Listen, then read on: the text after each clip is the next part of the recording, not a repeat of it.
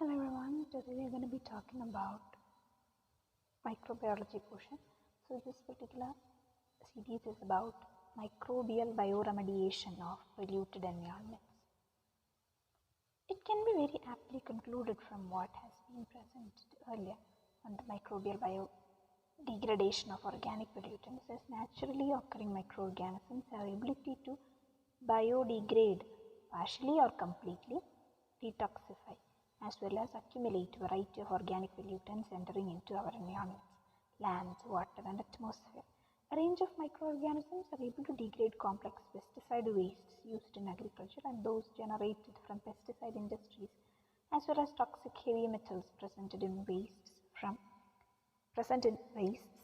thermal power stations, metal and refining industries, electroplating units, sewage sludges, and tanneries. Some microbes are also able to degrade petrol and petroleum products, entering as oil pollutants due to oil spills in the marine waters.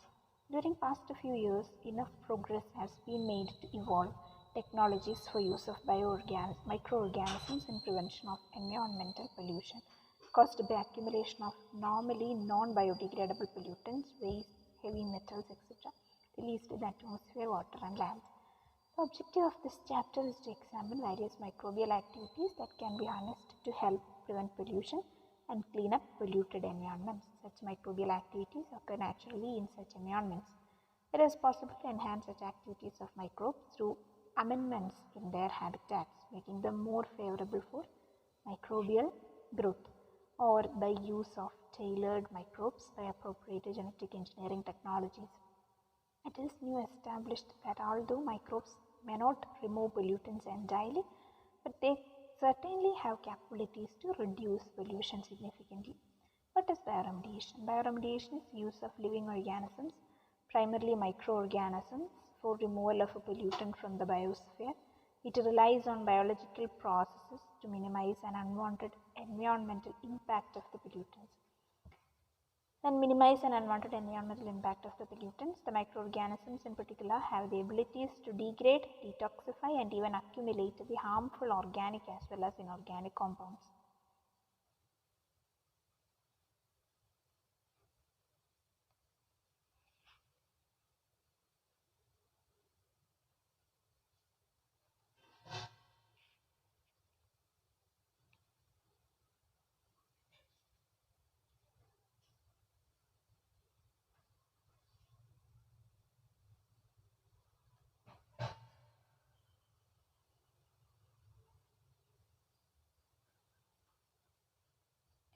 Higher plants have also been reported to remove such pollutants primarily through their ability to accumulate these in their tissues.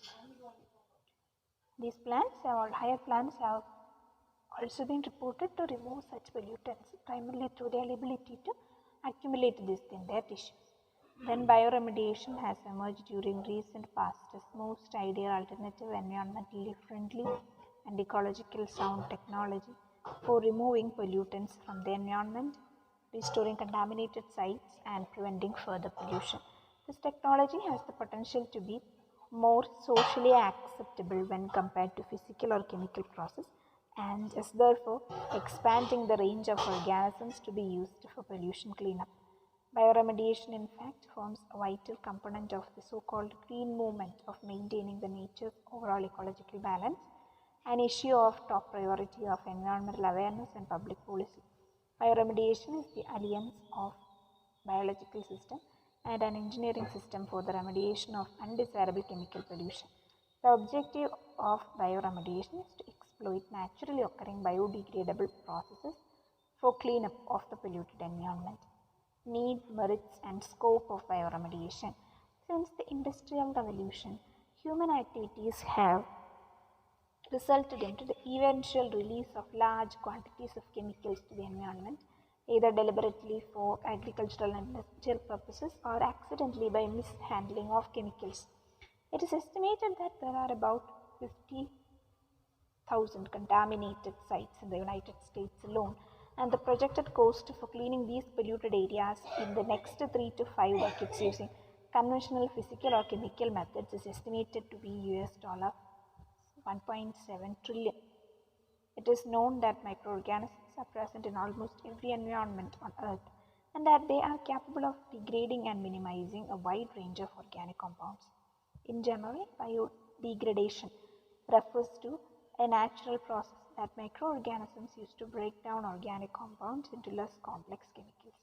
When organic compounds of carbon, nitrogen, sulfur, and phosphorus are completely metabolized to inorganic compounds, pentachlorophenol degraded into carbon dioxide, water, and chloride ions, the process is referred to as mineralization. In most microorganisms, energy is obtained from these processes. Typical microorganisms involved in biodegradation include aerobic bacteria, actinomycetes, cyanobacteria, anaerobic bacteria, fungi, and algae. Biodegradation is a natural process and costs associated with remediation technologies are less expensive than physical or chemical methods.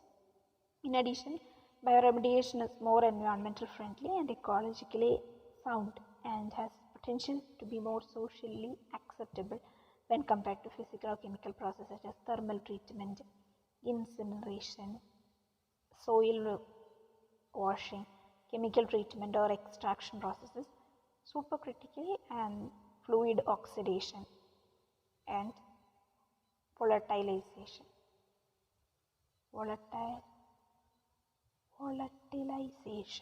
technologies. Basic principle of bioremediation is natural attenuation, which is defined as naturally occurring processes in the environment that act without human intervention to reduce the mass, toxicity, mobility, volume, or concentration of contaminants in those media. As indicated earlier, bioremediation may explicitly exploit bacteria, fungi, algae, or higher plants, although primary focus is on the microbes. Each of this is in fact a part of complex food web maintaining ecological balance in their role of decomposers or accumulators. Bioremediation always compete with alternative technologies for achieving as an environmental cleanup goal. Bioremediation is typically among the least expensive option, with the additional important advantage that in many cases bioremediation is a permanent solution to the contamination problem because the contaminant is completely destroyed or sequestrated. Some alternative technologies such as thermal desorption and destruction of organic contaminants are also permanent solutions. But the simplest and most widely used remediation option, that is removing a contaminant to a dump site, merely moves the problem and may well not eliminate the potential liability. Furthermore, by its very nature, bioremediation addresses the bioavailable part of any contamination, and when biodegradable or bioaccumulation ceases, this probably means that the bioavailable part of the contamination has been addressed. The residual concentrates of contaminants, while perhaps detectable by sensitive analytical techniques, may have only minimal residual environmental impact. The same cannot necessarily be said for non-biological technologies, which may be bioavailable contaminants at low levels. Bioremediation also has the advantage that it can relatively non-intrusive to the environment. There is no waste accumulation after excavating. The contaminant is not transported from its location, and the process is less costly than conventional remediation strategies, and there is no need for specialized equipment. It can sometimes be used in situations in other approaches would be severely destructive. For example, bioremediation has been used for hydrocarbon spills cleanup under buildings, roads, and airport runway without interfering with the continued use of these facilities. Bioremediation is already a commercially viable technology and its application is expanding world over. There are significant opportunities to enlarge upon this success. Bioremediation has applications in the gas phase, in water, and in soils and sediments. The OECD, Organization for Economic Cooperation and Development, in a report entitled Biotechnology for a Clean Environment issued in 1994, estimated that world market potential for an environment biotechnologies would nearly double in the 19s, raising from $40 million in 1990 to $75 billion by 2000. Bioremediation is needed because certain chemicals accumulate in the environment to levels that threaten human health or environment quality. It was in fact the mid-1960s when DDT accumulated in the environment, and DDT accumulation changed the old belief that microbes were able to degrade all compounds entering the environment, and serious effects were begin to exploit the natural capacity of microorganisms to degrade complex compounds. OECD has been sponsored meetings for scientists and government representatives from USA, Canada, Japan and West European countries since 1991 to consider the environmental applications of biotechnology. In such meetings, besides other areas, representatives have examined the state of the art of bioremediation and how governments could extend and to its research and development. At a meeting of OECD workshop held in November 1994 in Tokyo, participants recognized that bioremediation can have local, regional and global applications, and are both genetically engineered microbes may play important roles. Indigenous and genetically engineered microbes may play important roles. Research projects are being modified to expand the range of microorganisms used for bioremediation. There is search for naturally occurring microbes that have better pollutant degradation kinetics, attack a wide range of pollutant compounds, and do so over a wide range of microbial growth conditions. There is also search for microbes that could grow under extreme environmental conditions such as tolerance to organic solvents, growth under extremely alkaline substrates or high temperature. This information would widen the scope of bioremediation even to non-aqueous pollutants and those found in the environmental conditions unfavorable to growth of most microorganisms. Researchers have also been using genetic engineering to develop new microbial strains with novel biodegradable capabilities.